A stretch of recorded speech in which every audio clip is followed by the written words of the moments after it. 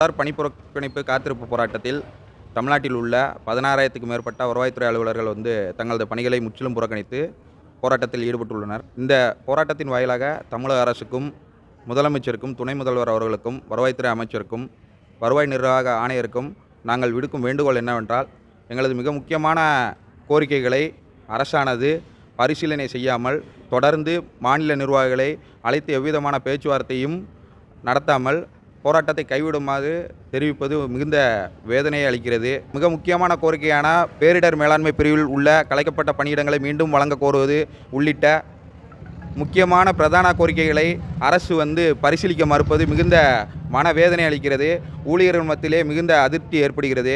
எனவே தமிழக அரசு உடனடியாக மாநில நிர்வாகிகளை உடனடியாக அழைத்து பேசி எங்களுடைய மிக முக்கியமான கோரிக்கைகளை தீர்வு காண்டு எங்களது போராட்டத்திற்கு சுமூகமான தீர்வு காண வேண்டும் என்பதை இதன் மூலம் தெரிவித்துக் கொள்கிறோம்.